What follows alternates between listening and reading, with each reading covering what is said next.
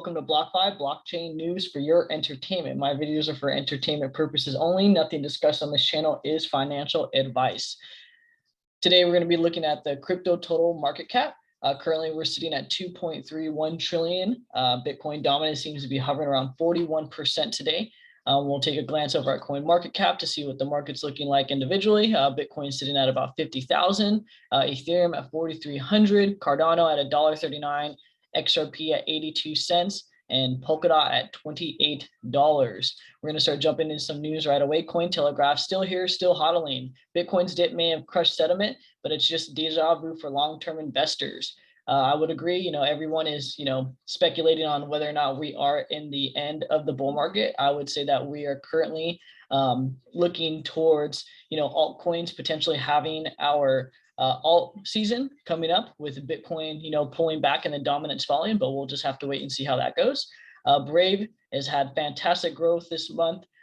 They passed 46 million monthly active users, up 42 in October.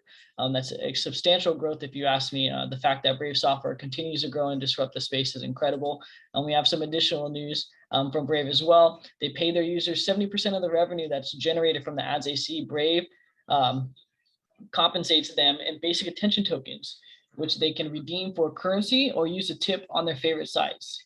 Users report earning about $5 to $10 monthly based off of the current price of Brave at this time. Moving forward, we're going to be just going quickly through this. Ripple has announced that they're going to be launching a liquidity hub in 2022 to help financial services firms offer their customers the ability to buy and sell cryptocurrencies. You can read the full article over at CNBC. And Ripple has that posted on their site as well. We do have an XRPL grant awardee discusses how artificial intelligence and machine learning can help improve security measures against hackers and scams. Protecting blockchain and cryptocurrencies is a main thing that we need, if we want to be able to really show how strong this space is going to emerge into a new digital asset class or into a new asset class in itself. It's definitely something huge that people need to be paying attention to with the rise of artificial intelligence and the disruption that is continuing to have, on our day-to-day lives. Moving forward, XRP Arcade, top 100 banks in Ripple. The list links the top 100 banks by assets and Ripple. Currently, 38% of the world's top 100 banks have been linked to Ripple. You can jump over to xrparcade.com. He has a lot of great, insightful information here. Anything and everything XRP and Ripple related. This guy, is a diehard. He's been in the space for a long time, keeping up and everyone informed throughout the space. For some reason, it says I'm not following, but we'll give him a follow now as well. So be sure to check out XRP Arcade. Next, we're going to be looking at Stellar. Stellar just put out some information regarding Starlight, a layer 2 payment channel protocol for Stellar that supports fast, high throughput payments. Starlight, a layer 2 payment channel protocol for Stellar. You can see the blog and the article about that in more detail on their website. Now we have some news from Zinfin. Congratulations to Zinfin. They just launched the Andromedia XDPOS upgrade, and that has successfully been updated recently. They want to thank the community. The upgrade is a result of years of study and development by protocol scientists and PhD professors. API 3 has some announcements. They're happy to welcome another 5 members to the API 3 Alliance. You can check over here. They have Quokka, Core Holdings, SolidPay, Topi, and Tower Data. I would definitely look into API 3. API 3 is another data oracle like Chainlink, but what's great about API 3 is you have the ability to stake your API 3 tokens and earn a yield on them weekly, which is incredible. Flare has tweeted out, look at the Songbird time series oracles in numbers. There's 59 public data providers, over 300 million rewards total, over 230 rewards claimed. And this just goes to show the exponential growth of the Songbird testnet network. It is the Canary network to Flare network, which will be launching much anticipated within the upcoming few months going into 2022. Tezos has also upgraded their protocol, Hangzhou upgrade, designed to evolve, built to empower. Tezos blockchain has evolved. If you'd like to see some more information about that, you're more than welcome to check out Tezos and then see the blog that they have posted here as well.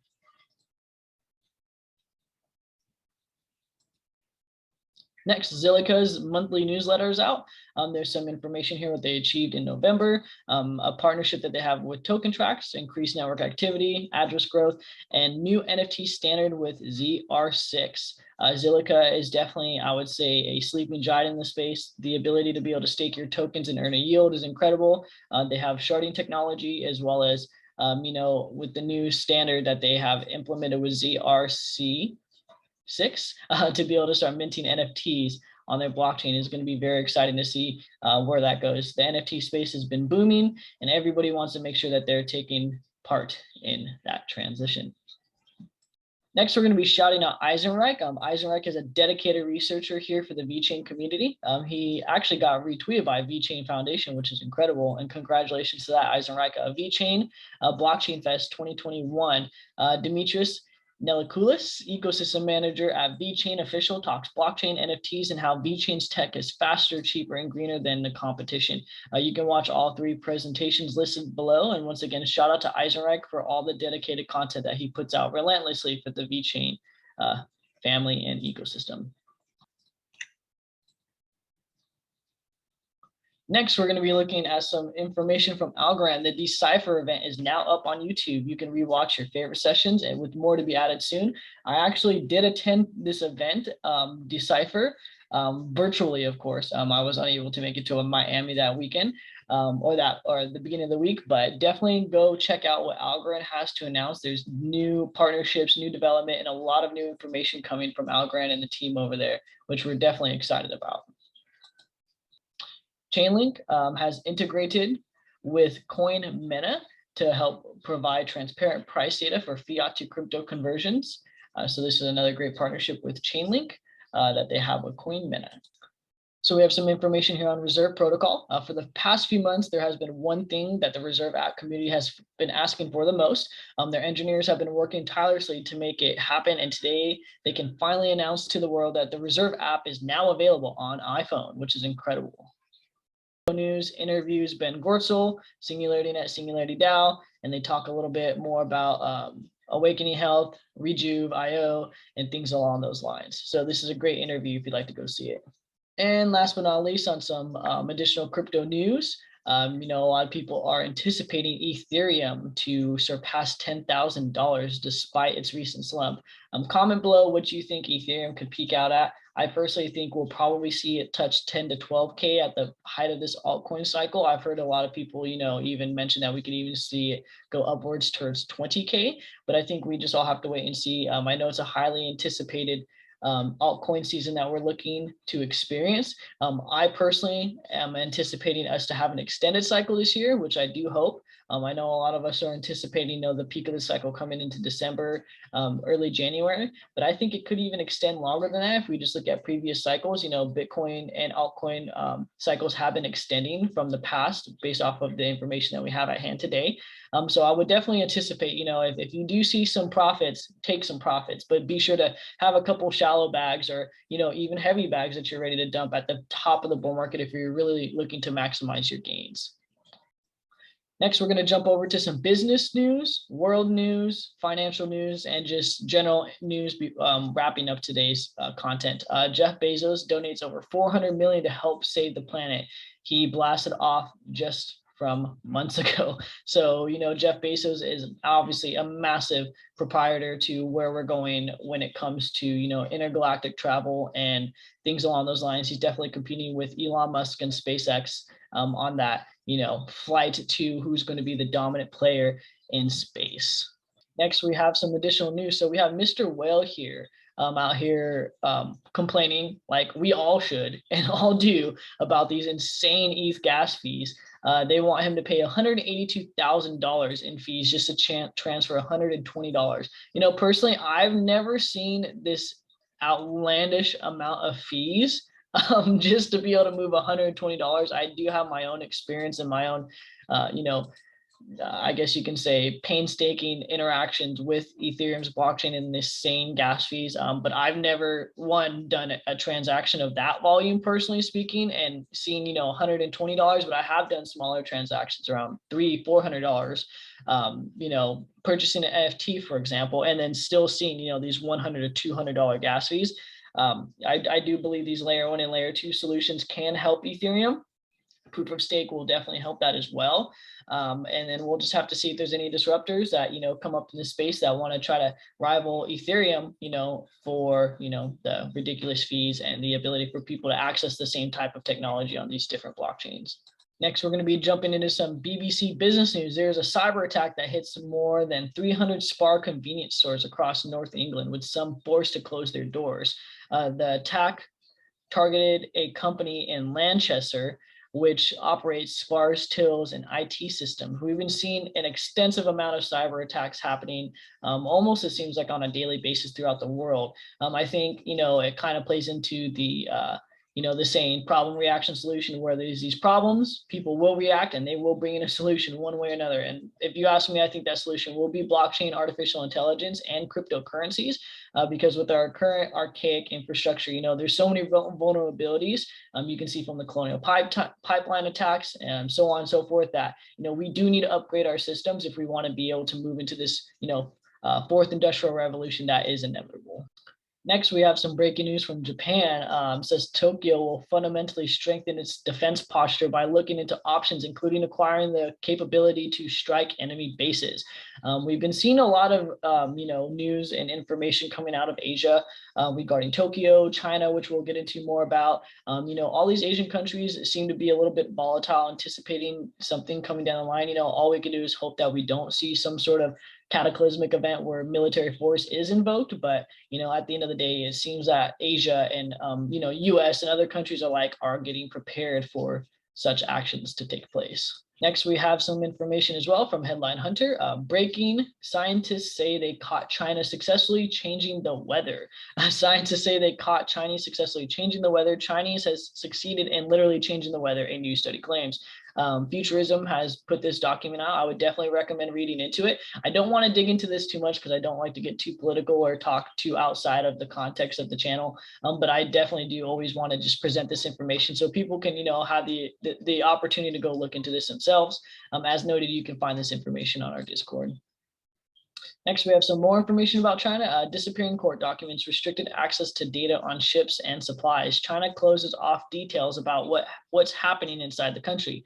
New data restrictions have made it harder for foreigners to get details on what's happening inside of China, including about port activity, supplies, and political activities in the country at this time. Next, we have some information here from Gold Telegraph. Shout out to XRP Darren. He did retweet this as well. Breaking news, China calls for better international consultation over monetary policy to ensure fairer international environment. Let's see where this goes. And this is just to add on regarding the Bank of International Settlements, how they start talking about DeFi, and it's designed to provide financial services without intermediaries via automated protocols on blockchain via stablecoins, which grease the wheels, have grown hand in hand with DeFi. You can check out the BIS quarterly report here on their website. BBC Business put some information about how virtual reality could be used to treat pain and anxiety. Government researchers suggest immersive technologies have the potential to transform therapy and healthcare. I do agree with that statement to the extent of where, virtual reality experiences can provide, therapy and healthcare benefits for people that are at home, especially due to the current pandemic at play. A lot of people have been stuck being at home, having to, get any sort of, medical treatments done virtually, consultations from their doctor done virtually via Zoom calls and other things along those lines. I do think virtual reality will definitely play a major role in that, especially due to the fact that we have, the onset of the metaverse, Facebook's metaverse, just the metaverse in general, as a broad term, coming to just disrupt and, be a part of our day-to-day life. I do see virtual reality playing a huge role in that as well. Next, we're going to be getting into some of the pandemic news. So we have Jim Rickards here talking about how 6-year-olds that want to see movies now need government papers. Just when you think things can't get any worse, they do, he claims. How long will it last? Well, if you keep voting for the likes of de Blasio, Cuomo, and Newsom, it will never end. So I'm not going to sit here and, try to say whether or not you should go obtain the jab or not. I do think it's kind of interesting that they're going to the extent of wanting children to provide paper documents to be able to just access things just as easy as like the movies. I think that's a little, uh, interesting to say the least. I don't want to get. I'm not very political. I don't care to sit here and argue whether or not you shouldn't. My only indifference about everything is having governmental mandates step in. Mandates are the only thing that I don't agree with. Whether or not you choose to do what you want to do with your body, that's on your own discretion, as well as what you choose to do with your children. But at the end of the day, my firm opinion and stance is governmental mandate should not be necessary for people. City employers will have to mandate the vaccination for their workers under new rules. Mayor Bill de Blasio says he expects the new mandate to survive any legal challenges.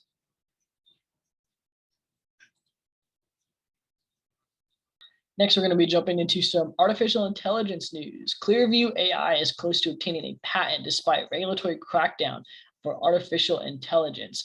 You can jump more into this article, but it's just talking about how Clearview is looking to obtain a patent despite different regulatory regimes not wanting the consolidation of power or the centralized power of artificial intelligence, especially with our society evolving. Privacy, ethics, and regulation is definitely going to be huge, as well as the surveillance rights and law and legal reactions that countries and individuals will face due to artificial intelligence and the disruption of this technology. Next, we have an article here from The Economist. Stablecoins are booming, reviving a debate around America's free banking era of the 19th century. But how clear-cut is its comparison? Did privately issued money in the 18th and 19th centuries lead to chaos or stability? That's definitely a great header and a great vocal point that they have found here for this article. The Economist always seems to drop bombshells like this and just get everyone questioning. But in regards to where we're going as far as issued money, currencies, and assets, and anything along those lines, there's massive disruption in the 18th and 19th centuries, that led to where we are today in regards to the different types of currencies that we used to transact in, as well as the stores of value that we use, so on and so forth. Whether or not people want to argue that cryptocurrencies and digital assets are better for us and our future. I think any evolution of any technology is going to be disruptive. I just think that the people that are aware of it, studying it, learning it, and interacting with it have a better chance of not being disrupted by it negatively. There's always going to be a disruption of upcoming and emerging technologies, regardless what technology that seems to come to light. But as long as we can always try to stay ahead of the curve, I think we'll be okay. But when it does come to the debate about free banking, different types of currencies such as stable coins and cryptocurrencies, there's definitely a lot more that needs to be brought up and talked about and debated about amongst just peer-to-peer people and just people in today's society. Still a lot of people don't even know what Bitcoin is, when the disruption of blockchain in itself has become so profound that it is inevitable that it will be adopted. And last but not least, hackers steal at least 150 million in assets from crypto platform Bitmart. So all I want to, really just hound out of this article here, you can read about it, about how, they were able to steal the assets, so on and so forth.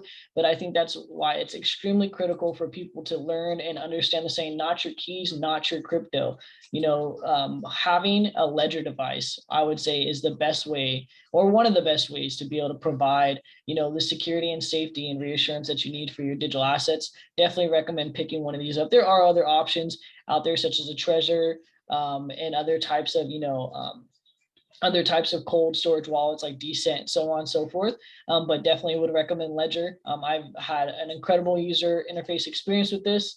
It helps me feel rest assured at night that I have, the true safety and security of my digital assets that I spend all my hard-earned money into. I definitely want to make sure that they're protected and secured accordingly, due with all the hackings and due with all the, just the potential opportunities for you to lose your money nowadays has grown exponentially due to a lot of our money being digital and floating around on the internet. I think it's incredible, or I think it's very insightful to be able to look at your assets here as more than just, digits on a screen, but they're actual assets that you can use in the future. And you want to make sure that you're storing these correctly and safely off an exchange or off of these, different types of DeFi platforms, unless you have some exposure to it, to be staking and yielding. I get that. I'm also doing the same too, but you can also have those same type of yields and interact with those platforms with taking security at the forefront of it,